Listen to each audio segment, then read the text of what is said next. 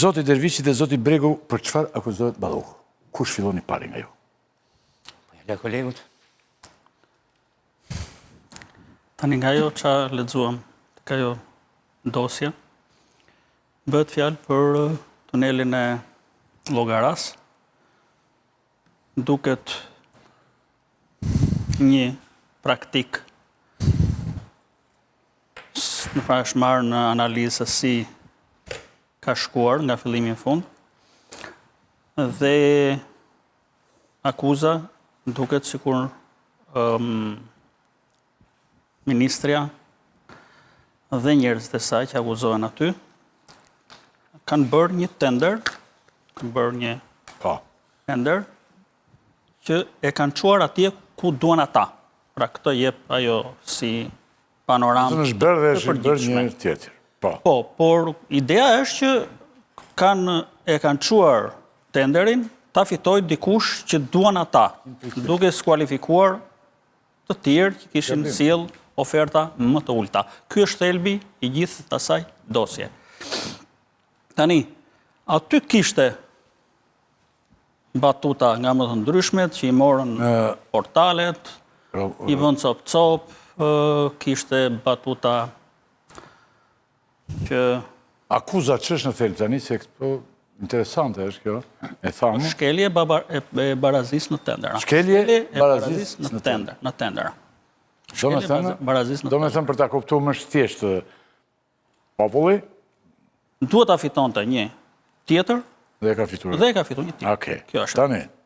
Ja, nuk është tamam ashtu. Do me thënë, ata mendojnë që mund të ketë një favorizim në këtë mes, por si që pasun dosjen, është më shumë një çat i thjesht midis ministres dhe i varësit të saj. Kaq.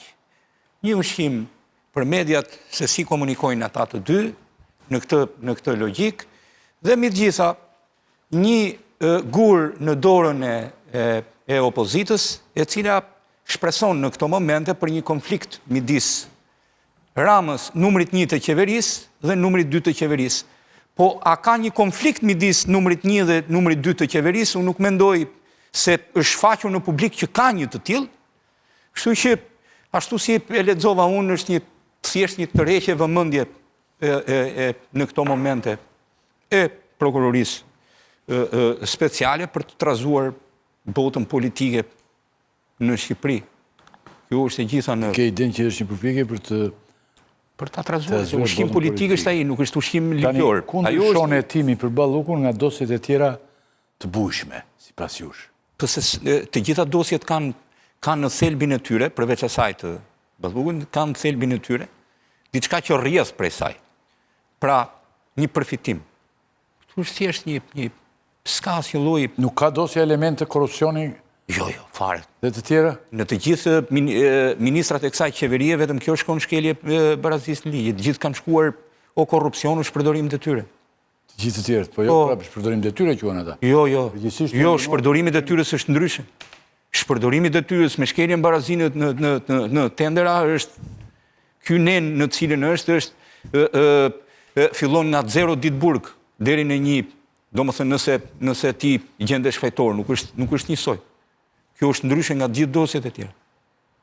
Po në atë çfarë ne lexuam, domethënë të gjithë se ky ka marrë kaq apo ky ka marrë kaq. Nuk ka këto të dhëna, nuk janë këto të dhëna. Vetmja gjë që kuptohet aty është që i shequr dikujt që kishte ofruar më pak, është dhënë dikujt që ka ofruar më shumë. Kjo është ajo që shpjegon pak a shumë. Që kush do 50 milion euro. Po pra, 50 milion euro nuk... Kjo është ajo historia, por nuk merret vesh të kush ka marrë. Nuk merret vesh të kush ka marrë. 50 milion euro të duken shumë. Perceptimi mund të jetë si në mënyrë, por akuza e ngritur është akuzë. Atëre, akuza që është ngritur zonjës Balluku është akuza më e vogël që mund të jetë ngritur të tjerëve. Pra, ajo ka një akuzë, prandaj dhe nuk ka masa shtrënguese, është akuza më e vogël.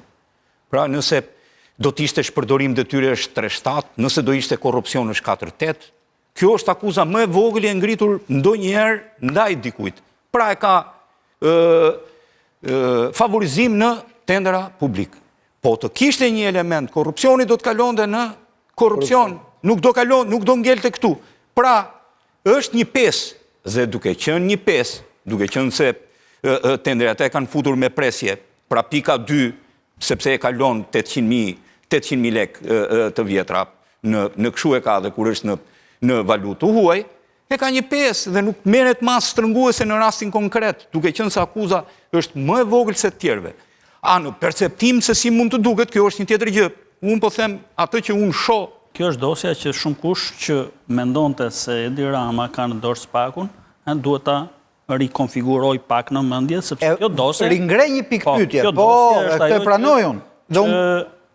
Unë këtë doja të diskutonim sot se kjo është gjë që më shqetëson. Ndërkohë unë do vija dhe do shtoja diçka tjetër. Me fjalë më është dukur goxha interesante vizita e Mark Fleming, zëvendës ndihmës sekretari i Shtetit të Bashkuara të Amerikës, i cili është një personalitet që po të ishte një kohë tjetër do ta priste kryeministri e tjera e tjera. Ai ishte ekuivalent me Escobarin. Që të gjithë, po ai anashkaloi. Escobarit Trumpit.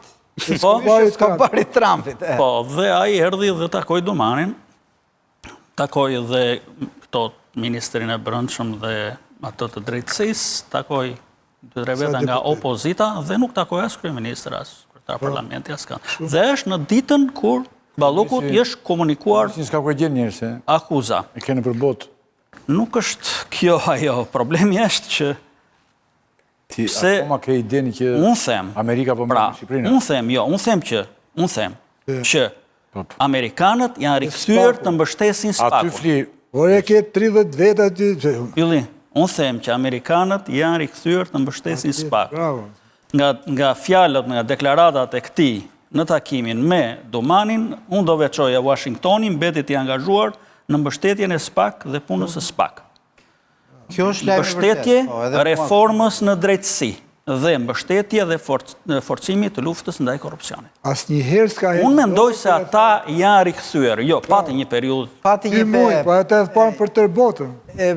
Ishte e gjatë goxha ajo periudhë, tha dhe kryeministri tha që amerikanët kanë ikë, tha. Është bërë dhe një vizitë me diktator e Dumarit në Washington, është pari zyrtar shqiptar që është prit në një zyrë shtetëror edhe këtyre të opozitës që kanë thënë në ambasadi kanë thënë SPAK-u jemi ne, siç flasin ata si kaubojsa, dëgjoni, ju bëni çfarë doni, po SPAK-u jemi ne.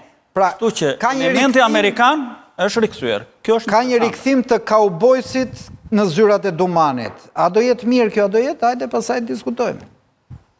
Se këta po thonë që ka Ballukun po e godasin amerikanët dhe paljet e Ramës. Kështu janë, nuk se di, s'kam as i fakt për këtë.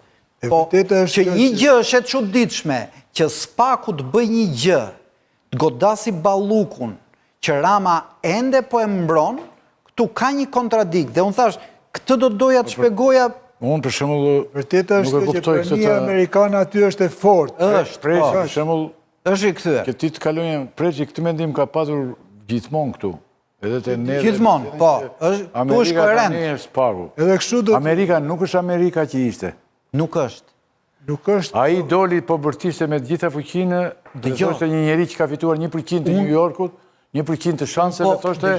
Ai e mori dhe e hodhi Trumpin. Unë po konstatoj faktin, nuk po them që rikthimi Amerikës në SPAK është gjë e mirë. Nuk më duket konstatoj faktin që ata po rikthehen. Amerika ka shumë ngjarje. Ata mund të bëjnë gjëmën prapë. Kolona e shtetit nuk lëviz. Për mua është më afër kjo presioni që prokurorët të prishet kushtetuta dhe të rikandidojnë, se sa kjo. Ajo është një prokuror. Po jetike për ata, ku do vjen aty? Ku do vjen ata burr? Jo, po them. Po është jetike më për ata. Ajo është puna e SPAK-ut i cili po ngres tekën domethënë nga muaj në muaj, sepse ajo gjithnjë vjen duke u forcuar dhe është mbështetja e amerikanëve dhe evropiane shumë e fortë. U ka dhënë kuraj, u jep komoditet në punë, mbrojtje, asistencë. Nuk ka pushuar.